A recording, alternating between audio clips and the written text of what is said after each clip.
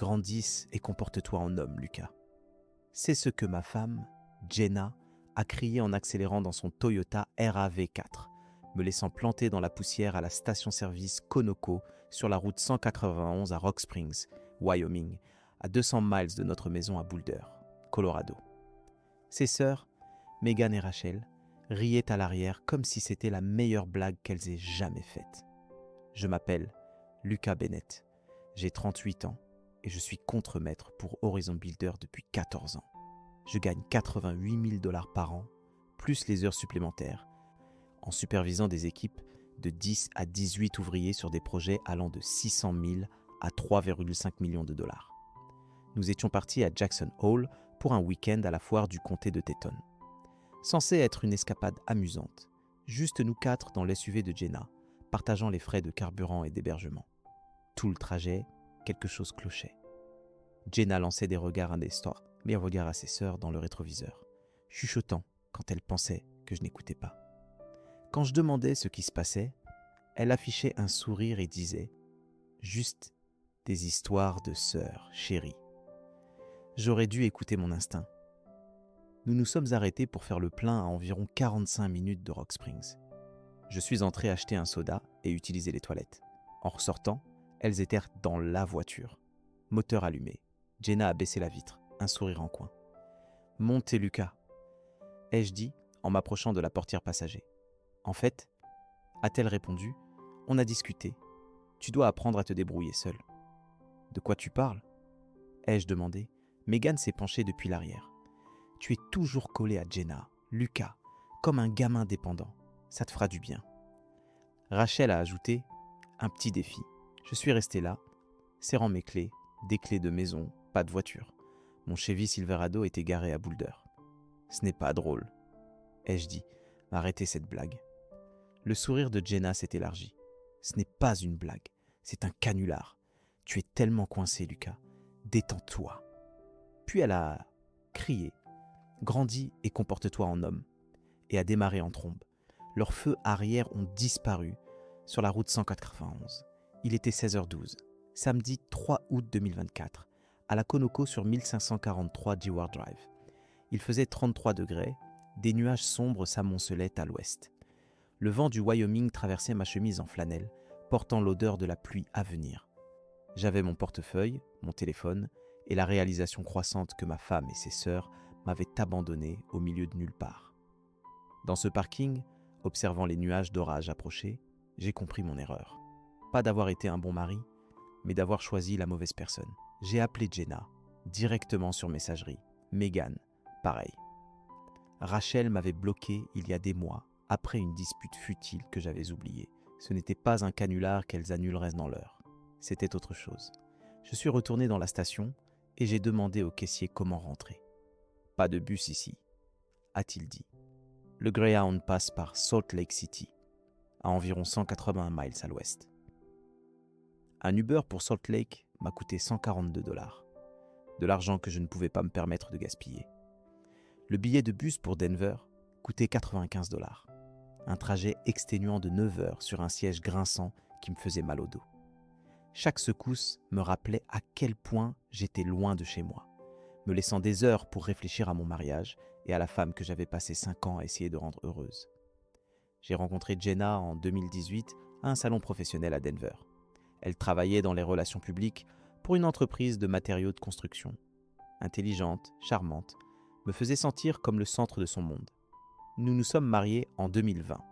Le mariage a coûté 30 000 $. J'en ai payé 18 000. Nous avons acheté une maison à Boulder pour 360 000 $, avec 72 000 $ de ma poche.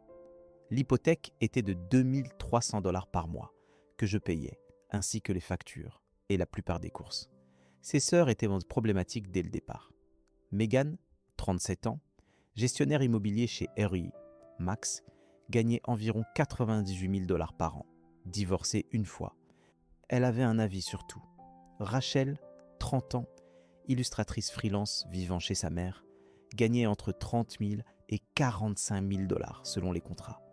Elles agissaient comme si je leur volais Jenna. Des dîners familiaux remplis de blagues internes que je ne comprenais pas. Des voyages où elles planifiaient des activités sans moi. Elles sont juste proches, disait Jenna quand j'en parlais. Donne-leur du temps. Mais elles sont devenues plus froides après le mariage. Megan disait que j'empêchais Jenna de vivre sa meilleure vie. Rachel ricanait dès que je proposais mon aide. J'ai remarqué d'autres signaux.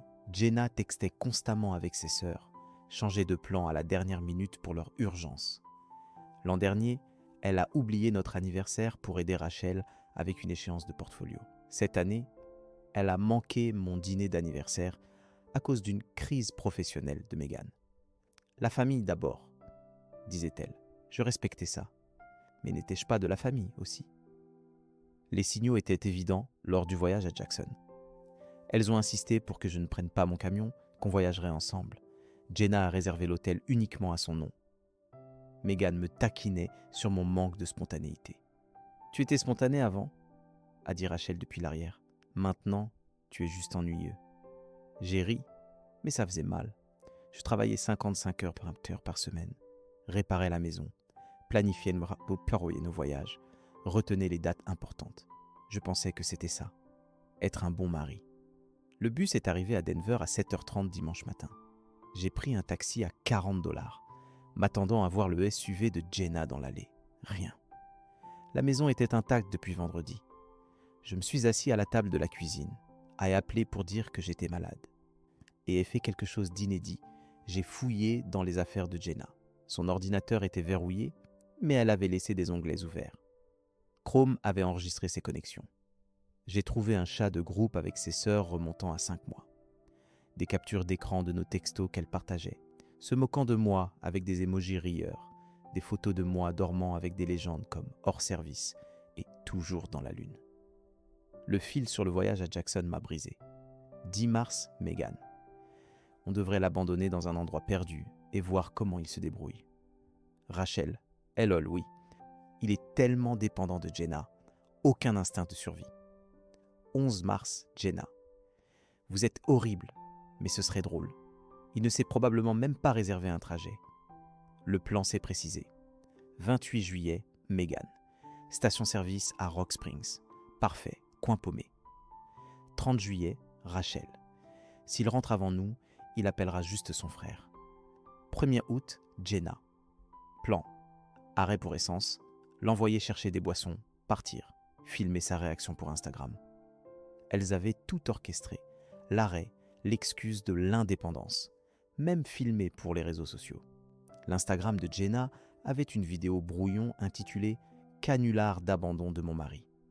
Venmo montrait que Megan lui avait envoyé $220 pour l'essence LOL une semaine avant. La réservation d'hôtel listait 3 personnes, pas 4. Je n'étais jamais censé rester.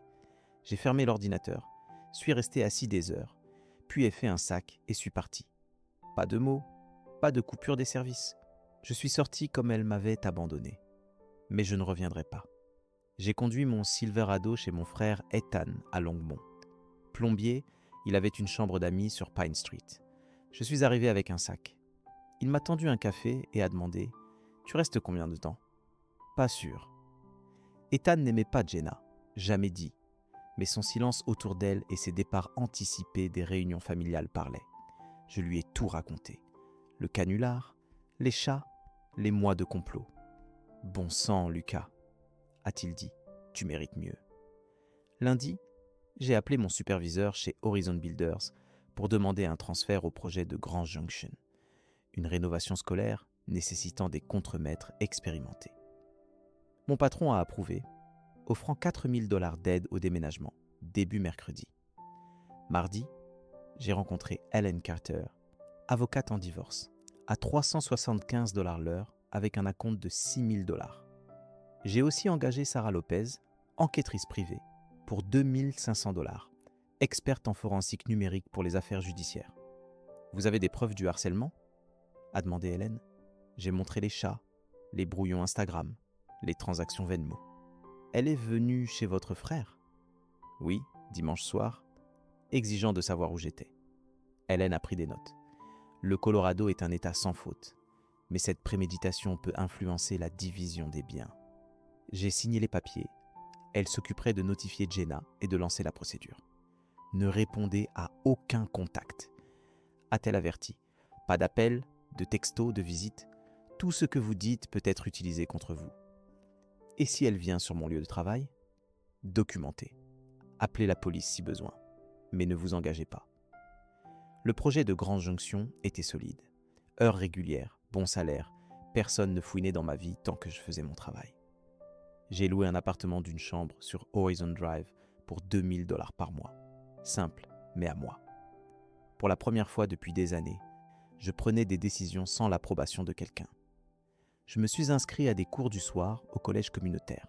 Gestion de projet, quelque chose que j'avais toujours voulu faire, mais que je n'avais pas pu à cause des exigences constantes de Jenna et ses sœurs. 2 semaines après le dépôt de la demande de divorce, le harcèlement a commencé.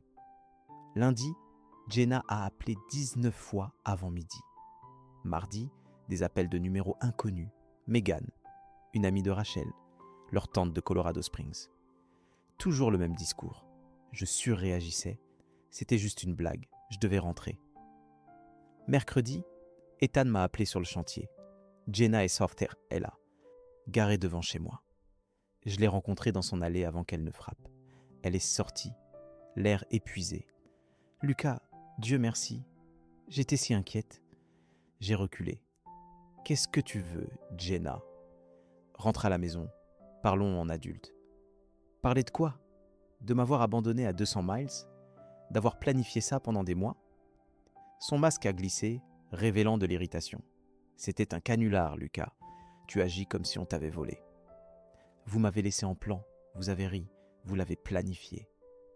Parce que tu es trop dépendant, a-t-elle lâché. On pensait que tu te comporterais enfin en homme. J'ai regardé la femme que j'avais épousée il y a 5 ans et vu une étrangère. Je ne rentre pas. Tu ne peux pas disparaître juste parce que ton ego est blessé. Regarde-moi. Je suis parti alors qu'elle criait promesses et menaces. J'ai arrêté d'écouter. En fermant la porte d'Ethan, elle était encore dans l'allée. Jeudi, ma sœur Claire a appelé depuis Greeley. Lucas, Jenna est passée. J'avais évité les appels familiaux, pas prêt à expliquer. Qu'a-t-elle dit ? Que tu fais une dépression, que tu as disparu après un voyage, que tu ne réponds pas. Claire semblait inquiète. Elle avait toujours aimé Jenna. Ce n'est pas une dépression, Claire. C'est fini. Vous ne pouvez pas arranger ça ? Je ne voulais pas entrer dans les détails des chats ou de la manipulation. Ça semblerait mesquin. Je te rappellerai, j'ai besoin de réfléchir. Jenna continuait de contrôler le récit, me faisant passer pour l'instable. 3 semaines plus tard, Ethan a appelé. Jenna s'active. Hélène veut te voir. Je l'ai rencontrée cet après-midi-là. Elle avait une pile de documents et un sourire confiant. Jenna a engagé Richard Vega. Bon avocat, 475 $ l'heure. Ils prétendent à l'abandon, demandent 3000 $ par mois de pension alimentaire. Abandon ? Ils disent que tu es parti sans prévenir et a refusé le conseil conjugal. Mais on a mieux. Elle m'a montré des impressions Instagram et Twitter. Sarah Lopez a trouvé ça. Jenna et ses sœurs ont posté depuis leur week-end à Jackson, fêtant au $1 million Cowboy Bar, samedi à 22h12. Les photos les montraient en train de trinquer, souriantes. Une légende ? Week-end entre sœurs, liberté. Une autre avec Rachel portant ma casquette des Rockies, enfin libre. Ça détruit leur histoire, a dit Hélène. Ils ne peuvent pas prétendre s'inquiéter tout en célébrant. Sarah a découvert plus, une piste numérique complète due à des paramètres de confidentialité laxistes. Messages de sauvegarde et fichiers supprimés montraient 5 mois de planification, se moquant de mes réactions, pariant que je ramperais. Les pires étaient les messages du week-end. Samedi, 16h45, Megan. Je parie qu'il est encore là, perdu. 19h10, Rachel. Il doit pleurer chez son frère maintenant. 21h30, Jenna. Sa localisation indique Rock Springs. Parfait. Leurs données téléphoniques les plaçaient à 220 miles, en train de faire la fête, pendant que je me débrouillais. On dépose notre réponse demain, a dit Hélène. Ça s'arrête là. L'audience de divorce a eu lieu le 22 octobre 2024 au tribunal du comté de Boulder. J'ai porté mon meilleur costume, celui de notre mariage. Jenna était avec Richard Vega, l'air usé. Elle a tenté un sourire faible, comme si nous étions encore alliés. Vega a parlé en premier, me décrivant comme un mari instable qui a abandonné sa femme pour un petit canular, prétendant que j'avais refusé le conseil conjugal pour punir Jenna. Monsieur Bennett a utilisé un malentendu familial pour fuir ses responsabilités, a dit Vega. Hélène s'est levée, posée et redoutable. Votre honneur.